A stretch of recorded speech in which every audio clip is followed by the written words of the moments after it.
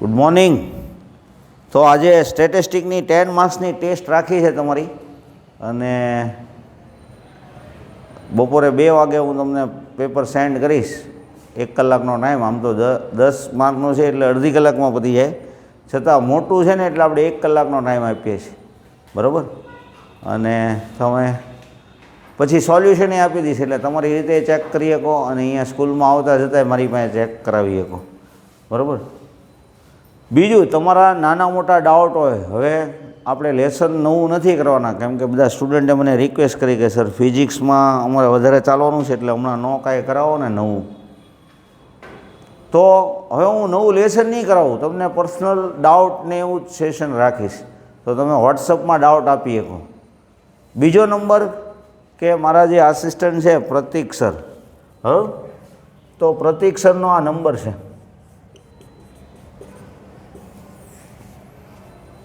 મોર્નિંગમાં 8 to 11 મંડેથી Friday સુધી હશે જ.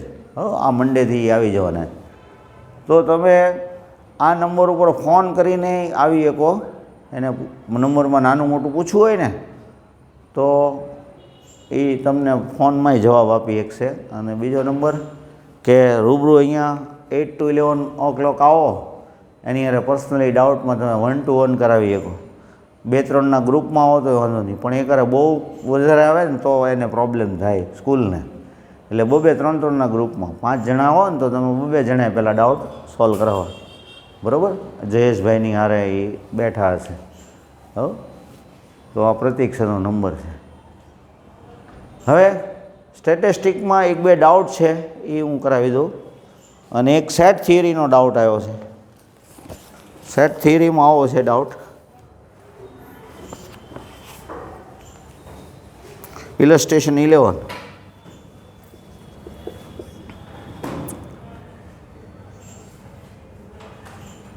A belongs to B. Set A belongs to B and B is a subset of C. Is it true? A is a subset of C.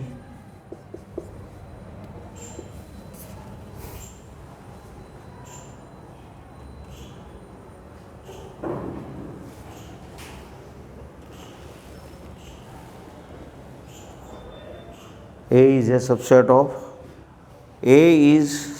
of B. Sorry, एक minute. It is true A. तो આપણે જોઈએ. A belongs to B. Set A belongs to B. હવે જો belongs to માં ને સબસેટમાં સ્ટુડન્ટને જે પ્રોબ્લેમ થાય છે એ સમજાવું તમને. હું એમ કહું કે suppose A equal to AB, B equal to ABC, તો આમાં એમ કહેવાય A is a subset of B. A ના every element is element of B. A ના બધા એલિમેન્ટ છે એ B ના એલિમેન્ટ એ છે, તો A is a subset of B. Suppose હું એમ કહું A ફોર અમદાવાદ અને B ફોર ભારત હોય, તો અમદાવાદ છે એ ભારતનો સબસેટ છે. કેમ? તો કે અમદાવાદના જેટલા છે એ બધા ભારતના કહેવાય, તો કે યસ. તો A is a subset of B, બરાબર. બિલોંગ્સ ટુ નો મિનિંગ શું થાય? તો કે જો અહીંયા A બિલોંગ્સ ટુ B કહેવાય, તો કે ના, અહીંયા A બિલોંગ્સ ટુ B ન કહેવાય. Small A belongs to B કહેવાય, તો કે yes. Small A belongs to A કહેવાય, યસ, બરાબર. A બિલોંગ્સ ટુ B કહેવાય, તો કે no. Small A, small B, small C, બરાબર. સી બી એમાં નથી પણ બીમાં છે, બરાબર. એ એલિમેન્ટ છે. તો એ બિલોંગ્સ ટુ બી, તો કે નો, એ નોટ બિલોંગ્સ ટુ બી. તો કે આવું ક્યારે થાય? સપોઝ હું એમ કહું A equal to A B, B equal to A B and C. હવે અહીંયા A is a subset of B, તો કે નો. પહેલાં તો કોઈ તમને પૂછે બીમાં કેટલા એલિમેન્ટ છે, તો અહીંયા કહેવું હોય તો બીને 3 એલિમેન્ટ્સ છે. જ્યારે અહીંયા કહેવું હોય તો બીને કેટલા એલિમેન્ટ છે? 2. Set AB and C. બરાબર સમજો. અહીંયા A is a subset of B, તો કે નો, એ નોટ સબસેટ બી. તો કે સર હમણાં તો તમે કીધું એના એવરી એલિમેન્ટ બીના એલિમેન્ટ હોવા જોઈએ, તો A is a subset of B. એના એવરી એલિમેન્ટ બીના એલિમેન્ટ છે, તો કે નો, એ સેટ જ બીની અંદર આવેલો છે. એટલે અહીંયા આપણે શું કહીએ કે A belongs to B, A not subset of B. બરાબર, જો આ એક્ઝામ્પલ સમજાય છે ને તો તમારો ડાઉટ ક્લિયર થઈ જાય તમને. A equal to AB, B equal to ABC, તો here A is a subset of B, not A belongs to B.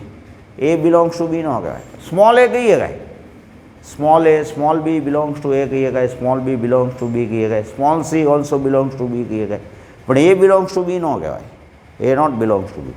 અહીંયા A not subset B, but A belongs to B. So is it clear? A belongs to B. B is a subset of C. A means આપણે A B. B means A B C. B is a subset of C. B is a subset of C. એનો meaning A B C D. જો તો બરોબર. A belongs to B છે, પહેલી condition check કરીએ કઈ છે, તો કે yes. B is a subset of C, એટલે B ના એવરી એલિમેન્ટ C માં હોવા જોઈએ, તો B ને બે એલિમેન્ટ છે, તો એ બે તો છે, ઉપરાંત D E બીજા હોય. હવે A is a subset of C એવું કહેશ તમને, શું કહેશો? નો, A not subset C. A belongs to C કીધું હોય તો કે યા આ ટ્રુ થાય, આ ટ્રુ છે. A is a subset of C, તો કે ના, એ સબસેટ સીનો ન થાય. તો કે એ સબસેટ સીનો ક્યારે થાય? Suppose A equal to A B હોય અને C equal to A B C D, આમ હોય સપોઝ, તો A is a subset of C કહેવાય. ઘણાને જો હજી કન્ફ્યુઝન થતું હોય તો થોડુંક તમારી મેળે થિંકિંગ કરજો, કેમ કે અમુક બાબત એવી હોય કે તમારે તમારી મેળે શાંતિથી એનાલિસિસ કરવી પડે. બરાબર, કન્ફ્યુઝન કદાચ હજી હશે તો ફરીવાર આ એક્ઝામ્પલ જોજો.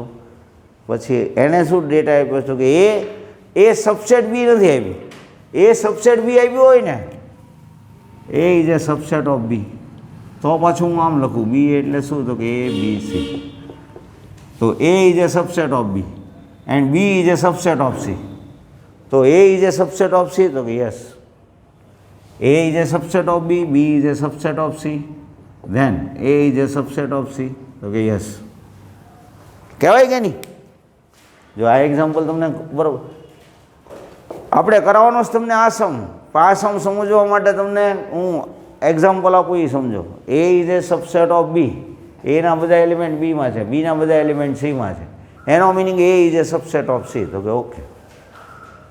બરાબર, આ એની જેવી વાત છે કે ભાઈ તમે ભાવનગરમાં આવેલા છો, ભાવનગર તો કે ગુજરાતમાં છે, તો તમે ગુજરાતમાં કહેવાઓ, તો કે હા કહેવાય જ તે ને આપણે. બરાબર, એની જેવી વાત છે. જ્યારે આમાં તમારે ધ્યાન રાખવાનું, એ બિલોંગ્સ ટુ બી કીધું, એનો મિનિંગ એવો થયો એ આખો સેટ જ તે બીમાં છે.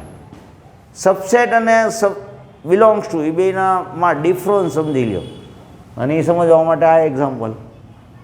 બરાબર, તો થિંકિંગ કરજો. હવે સ્ટેટિસ્ટિકનો એક ડાઉટ છે મુનિન્દ્રનો. જો પહેલાં તો હું તમને સમજાવું, તમે 7 સ્ટુડન્ટ હો, મીન આપી દઉં છું અને વેરિયન્સે આપી દઉં છું, અને 7માંથી 5 સ્ટુડન્ટના હું માર્ક આપી દઉં. સપોઝ મેં એક 15 માર્કની ટેસ્ટ લીધી હોય અને એની એવરેજ, તમારા જે માર્ક્સ આવ્યા હોય એની એવરેજ કાઢી હોય, 7 સ્ટુડન્ટ છો એની એવરેજ કાઢી એટલે મીન 8 છે અને સ્ટાન્ડર્ડ ડેવિએશન અને 5 સ્ટુડન્ટના હું માર્ક આપી દઉં. હવે 2 રહ્યા એ સ્ટુડન્ટના માર્ક તમારે કહેવાના છે મને. એ મિસિંગ છે, હું આપતો નથી તમને. અને તમને એમ કહું કે એ 2 સ્ટુડન્ટના માર્ક કયા કયા હોય, તો તમે એમ કહો સપોઝ એ અને બી, સપોઝ કરીએ કંઈ ને 7 સ્ટુડન્ટ છે. જો પહેલાં સમને છે ને તમારે સેન્સથી સમજવાનો, પછી સમ કરવો ઇઝી જ હોય. હું કહેવા માગે છે એકવાર તમને સમજાવી જવું જોઈએ. ટોટલ 7 સ્ટુડન્ટ છે, એના માર્ક્સ એમાં 5ના માર્ક આપ્યા છે, 2ના નથી આપ્યા. મીન આપી દીધો છે અને સ્ટાન્ડર્ડ ડેવિએશનનો સ્ક્વેર એટલે વેરિયન્સ. તો મીન આપ્યો છે એનો મિનિંગ એવો છે, મીનનું ફોર્મ્યુલા શું, તો કે સિગ્મા XI અપોન n. તો x બાર 8 છે, સિગ્મા XI એટલે આ બધાનો ટોટલ. તો આ ટોટલ કેટલો થાય છે જુઓ તો 2 + 4 6, 6 + 10 16, 16 + 30 એટલે 16 + 30 એટલે 46 પ્લસ a પ્લસ b. હવે જોઈ લો, ફરી વાર કરજો. 14 + 12 ના ખોટું છે, 46 નહીં થાય. 14 + 12 એટલે 26, 26 + 6 એટલે 32 + 10 42 થાય છે. જુઓ તો ફરી વાર કરજો. 2 ને 4 6, 6 ને 12 18, 18 ને 10 28, 28 ને 14 42. હવે બરાબર. હવે ડિવાઇડેડ બાય n એટલે 7. એનો મિનિંગ એવો છે 8 × 7 એટલે 56 = 42 + a + b. એટલે a + b = શું થાય, આ 42 આ સાઈડ લઈ લઈએ તો 56 - 42 કેટલા થશે, 4 14 40. બરાબર. એક ઇક્વેશન આવી ગયું. હવે આવું બીજું એક ઇક્વેશન આવે તો સોલ્વ થઈ જાય ને. બરાબર. હવે વેરિયન્સનું ફોર્મ્યુલા શું, એસ કાંઈ ક્વેશ્ચન નથી ને. વેરિયન્સનું ફોર્મ્યુલા શું, h² એટલે formula 1/n sigma xi² - x બાર સ્ક્વેર. તો s² તમને 16 આપ્યું છે, 1/7 સિગ્મા xi² એટલે 2² 4² 10², 12², 14², a² b² માઇનસ x બાર એટલે 8નો સ્ક્વેર, માઇનસ 8નો સ્ક્વેર એટલે 64 થાય. 64 હું આ સાઈડ લઉં એટલે પ્લસ 64, 64 + 16 એટલે 80 થશે. -64 આ સાઈડ લઈ લીધા. આ બધાનો ટોટલ કરી જુઓ. 196, 144, 100, 16 અને 4. 4 10 ને 10 20, 11 11 ને 5 16, 460. જો ફરીવાર કાંઈ ભૂલ હોય તો કહો. 196 + 12² એટલે 144 + 100 + 16 + 4. બરાબર કે નહીં? એટલે 4 + 6 10, 10 + 10 0, 20 એટલે 2, 9 ને 2 11 ને 4 15 ને 1 16. ઓકે. હવે 7 આ બાજુ લઈએ એટલે 560, 760. હવે તમને એમ થાય કે સોલ્વમાં આપણે a એટલે 14 - b મૂકીએ અથવા b એટલે 14 - a મૂકીએ તો એમાં કાંઈ પ્રોબ્લેમ નથી. 14 - a, બીની જગ્યાએ 14 - a અથવા એની જગ્યાએ 14, બેય કામ ન કરાય પાછા, નહીં તો એક વેરિયેબલ આપણે એક ઓછો કરવો છે. બરાબર. એટલે બેમાંથી એક કામ કરવાનું, કાં તો એની જગ્યાએ 14 - b મૂકી દેવાના અથવા બીની જગ્યાએ a² આમ નામ રહેવા દીધો, b એટલે શું મૂકીએ કાંઈ 14 - a ફ્રોમ 1. હવે ઇઝી ઇક્વેશન થઈ ગયું ને તમારા માટે. એક શું થઈ ગયું, ઇક્વેશન જ થઈ જશે. એક કામ કરીએ, આ સાઈડ લઈ લઈએ તો 460 - 560 એટલે -100 + a² 196 minus 28a plus a square. 196માંથી 100 માઇનસ કરી નાખીએ એટલે એ 100 જ રહેશે. 2a square minus 28a. 2થી divide કરી નાખીએ. 2થી ડિવાઈડ કરી નાખીએ એટલે શું થાય? તો કે a સ્ક્વેર માઇનસ 14a. 100નું અડધું એટલે 50 થશે. હવે આના ફેક્ટર વિચારીએ. હા, કાંઈ મિસ્ટેક હોય તો કહો. 2થી ડિવાઈડ કરીએ એટલે જુઓ તો બરાબર. a square minus 14a plus 196 ના 196 માઇનસ 100 એટલે 100 નહીં થાય, 96 થાય. સોરી, 96નું હાફ કેટલું થશે? 48. મલ્ટિપ્લિકેશન 48 અને એડિશન 14 થાય. 48 એટલે 24 2 જા 6 4 જા 8 ને 6 14 થશે ને. એટલે a માઇનસ 8 a માઇનસ 8 ને 6 એ 8 ઇન્ટુ 6 એટલે 48 અને 8 અને 6નો ટોટલ 14 થાય. ફેક્ટર તમે ડાયરેક્ટ કરતા હો તો ડાયરેક્ટ, નહીંતર 14 એના કટકા કરવાના. માઇનસ 8a માઇનસ 6a આવડતું છે ને એ તો તમને ફેક્ટર. એટલે a equal to 8 or a equal to 6. એટલે એક ઓબ્ઝર્વેશન 8 ને બીજું 6. જો a 8 હોય તો b શું હોય? નો b equal to 14 minus a એટલે b ઇક્વલ ટુ 6. a 8 હોય તો b 6 હોય ને a 6 હોય તો b.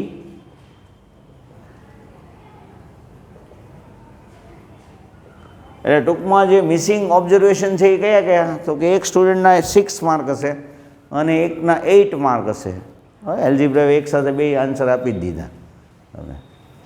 તો આ ટાઈપના સમ આવીએ કે હવે ઘણીવાર એવું થશે તમારે કે તમને મીન અને સ્ટાન્ડર્ડ ડિવિએશન આપી દીધા હશે, પછી એમ કીધું હશે કે ભાઈ એકાદ સ્ટુડન્ટ છે મુનિન્દ્ર કરીને, તો એમાં ખરેખર 16 માર્ક હતા, એના બદલે મારે 18 લેવાઈ ગયા. પછી મને ખબર પડી કે મારી મિસ્ટેક છે. હવે મેં મીન અને સ્ટાન્ડર્ડ ડિવિઝન એ બધું કરી નાખ્યું. તો કે તો એમાં મિસ્ટેક આવશે ને.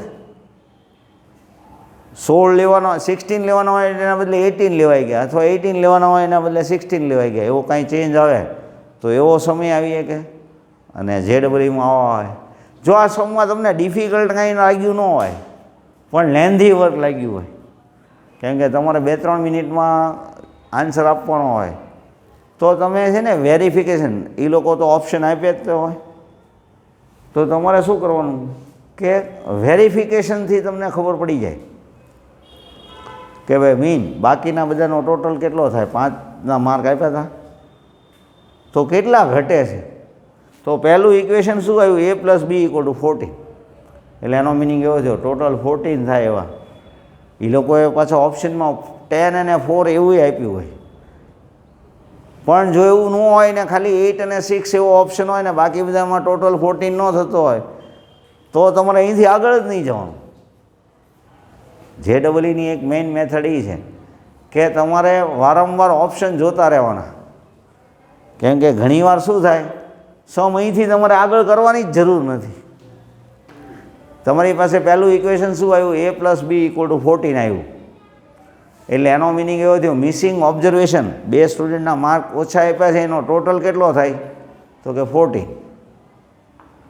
તો ઓપ્શનમાં 14 ટોટલ થતો હોય એવો એક જ ઓપ્શન હોય, બરાબર.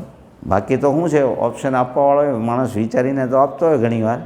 એટલે એ એમ કરે 8 અને 6 આપે, એની સામે બીજા ઓપ્શનમાં 10 અને 4 આપે, ત્રીજામાં 9 અને 5 આપે, એવું બને. તો પાછું આ ગણતરી કરવી જ પડે તમારે. પણ ઘણીવાર એ સમજતા હોય કે ભાઈ આ લેન્ધી વર્ક નથી કરવાનું, વિદ્યાર્થી પાસે એ માઇન્ડ છે કે નહીં, તો એકાદા ઓપ્શનમાં જ આપે, જે આન્સર આપવાનો હોય એ જ ઓપ્શનમાં આપે.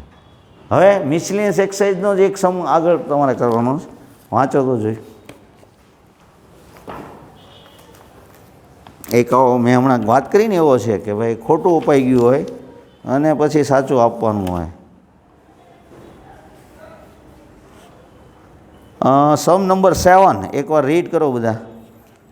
મીન અને standard deviation of group of 100 observation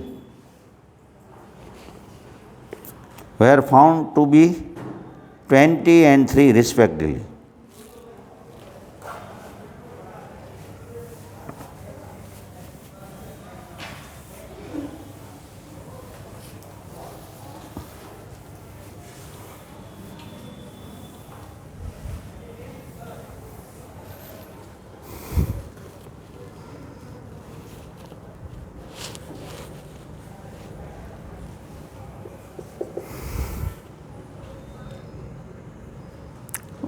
hundred student છે, મીન છે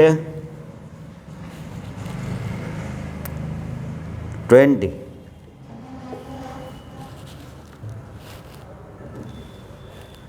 અને સ્ટાન્ડર્ડ ડિવિઝન એટલે એસ આપ્યું છે તમને 3 એટલે એસ સ્ક્વેર વેરિયન્સ 9 થશે. બરાબર, ધ્યાન રાખવાનું તમારે. વેરિયન્સ કીધું હોય તો એસ સ્ક્વેર જ આપ્યો કહેવાય અને સ્ટાન્ડર્ડ ડિવિઝન કીધું હોય the mean and standard deviation of group of 100 observation were found to be 20 and 3 respectively. Later on it was found that 3 observations were incorrect, which are 21, 21, 18.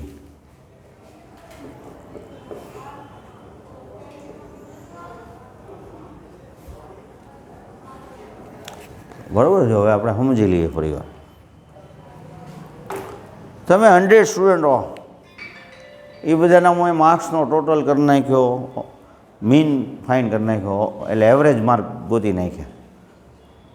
પછી મને ખબર પડી કે ભાઈ આ 21, 21 ને 18 આ માર્ક્સ તો નહોતા, આ ખોટા લખાઈ ગયા છે. એ ઘણીવાર એ માઇનસ કરીને સાચા માર્ક લખવાના હોય, પણ આમાં તો શું કીધું છે લોકોએ, find the mean and standard deviation of incorrect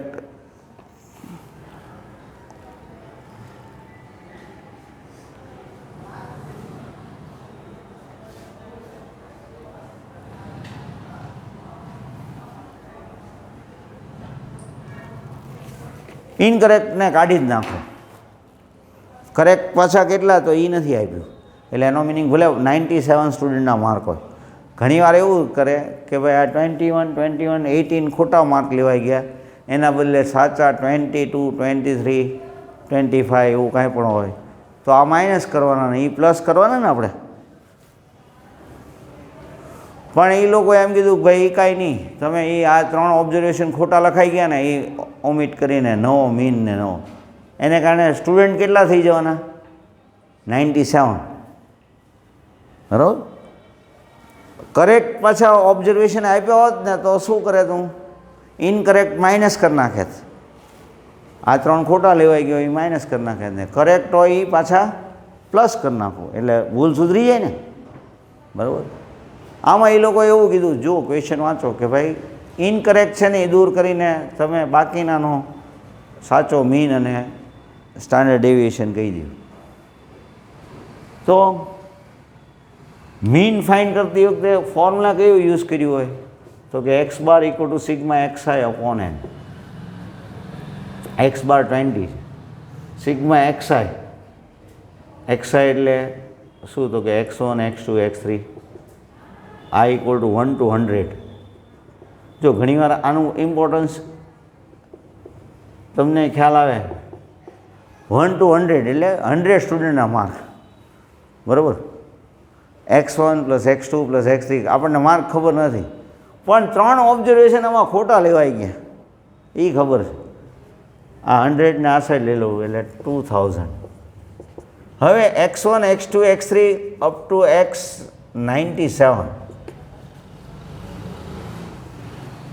97 સ્ટુડન્ટના mark કેટલા છે તો કે એ કાંઈ મને કીધું નથી, તો મને 3 ખોટા માર્ક કહી દીધા છે. ઇનકરેક્ટ ઓબ્ઝર્વેશન આપ્યા છે. કયા કયા આપ્યા છે? 21, 21 અને 18. બરાબર છે, જોઈ લો તો એકવાર. આ જ ઓબ્ઝર્વેશન આપ્યા છે 21, 21 ને 18. ટોટલ કેટલા સ્ટુડન્ટ છો તમે? તો કે 100. એમાં 97 તો રહેશે જ ત્યાં આમનામ, બરાબર. અને બાકીના 3 21, 21, 18. હવે મારે એ રિમૂવ કરી દેવાના, એટલે 1 to 97ના ભલે માર્ક હોય પણ મારે એટલા જ રાખવા છે. તો કે એને શું કહે કે સિગ્મા XI I = 1 to 97. આ ટોટલ કેટલો થાય છે એ 2000માંથી માઇનસ કરી નાખો. 21 ને 21 42 ને 18 60 થશે, બરાબર. એ માઇનસ કરી નાખો. જે રોંગ ઓબ્ઝર્વેશન છે ને એ રિમૂવ કરી નાખું. એટલે એનો મિનિંગ એવો થયો, ભલે 1 to 97 મારી પાસે 97 સ્ટુડન્ટના જ માર્ક હોય પણ આ માઇનસ કરી નાખું. એટલે 2000માંથી 60 માઇનસ કરી નાખશો એટલે 1940 97 સ્ટુડન્ટના માર્કનો ટોટલ. હવે ન્યૂ મીન મારે કહેવો હોય તો ન્યૂ મીન શું થાય? એને હું X પ્રાઇમ એવું કહું, X પ્રાઇમ બાર. તો ટોટલ હવે કેટલા મારે સ્ટુડન્ટ વિચારવાના? 97 જ ને. એટલે sigma XI I = 1 to 97 upon 97 એટલે 1940 upon 97. જુઓ તો કાંઈ કેન્સલ થાય તો કરો. 97નું ડબલ કેટલું થાય છે? 194 થશે ને. 97નું ડબલ એટલે 20 આવે છે. 194 ડિવાઇડેડ બાય 97 તો 97 2 થશે ને. જોવો તો એટલે 20. એટલે મીનમાં ફેર ન પડ્યો, આ રિમૂવ કર્યા તો પછી તો ફેર પડે તે ન પડે તો કંઈ આપણા ઉપર હોય નહીં, જે આવે એ લેવાનું, બરાબર. એટલે ન્યૂ મીન આ જ આવ્યો. સ્ટાન્ડર્ડ ડેવિએશનમાં ફેર પડશે તો કે એ જોઈ લઈએ. સ્ટાન્ડર્ડ ડેવિએશન છે એ લોકોને કેટલું 3 આવ્યું હતું, એટલે કે વેરિયન્સ 9 આવ્યો હતો. હવે નવો વેરિયન્સ, તો વેરિયન્સ માટે ફોર્મ્યુલા શું યુઝ કર્યું હોય?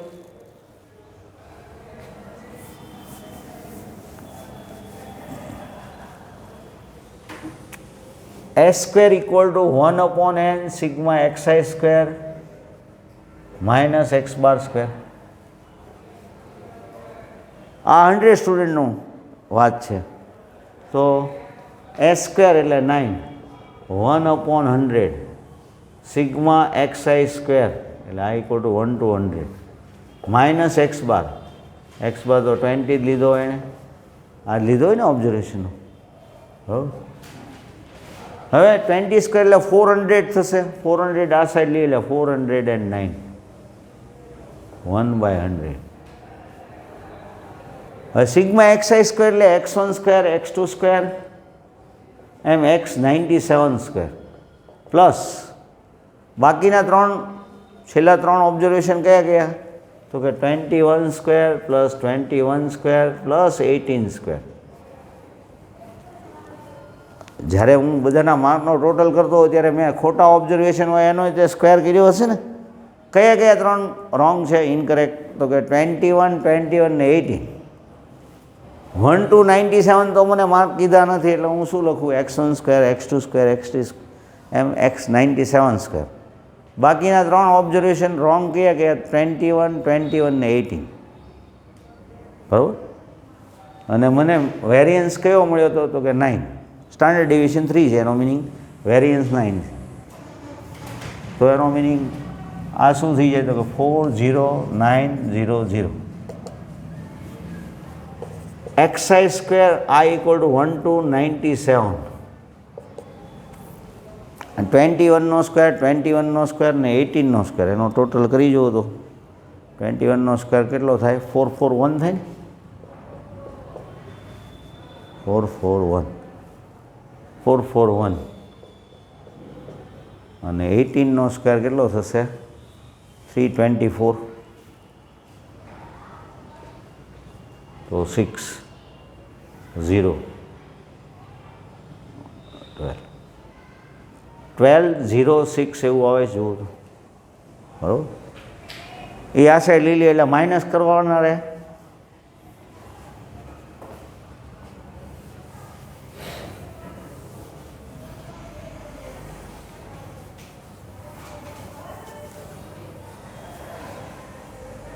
Sigma xi square I equal to 1 to 97. 4 0 9 00 minus 12 0 6 એટલે 4 9 8 minus 2 એટલે 6 9 10 minus 1 એટલે 9 39 6 9 4 બરાબર છે જુઓ. 4 0 9 00 એમાંથી 1 2 0 6 માઇનસ કરીએ છીએ. ટૂંકમાં અત્યારે તમારે મેથડ સમજવાની છે, મેઇન વસ્તુ એ છે બરાબર. હવે ન્યૂ વેરિયન્સ મારે ફાઇન્ડ કરવું હોય તો ફોર્મ્યુલા તો આ જ યુઝ કરવાનો. ન્યૂ વેરિયન્સ માટે ફોર્મ્યુલા તો એમાં ચેન્જ ન થાય, એને એસ પ્રાઇમ સ્ક્વેર કહું. New variance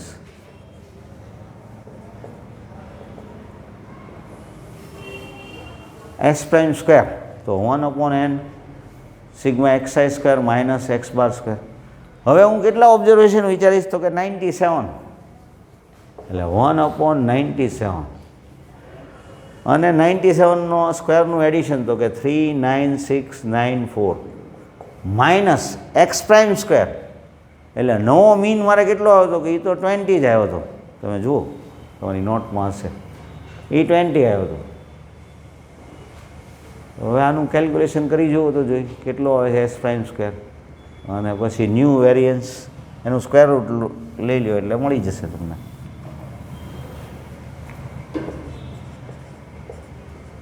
new standard division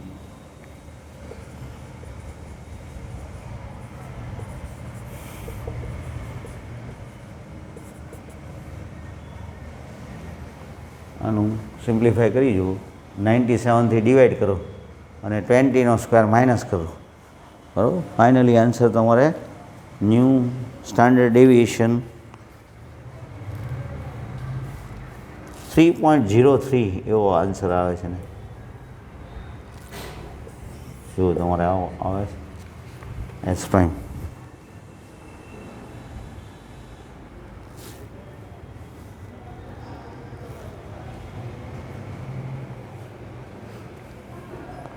okay.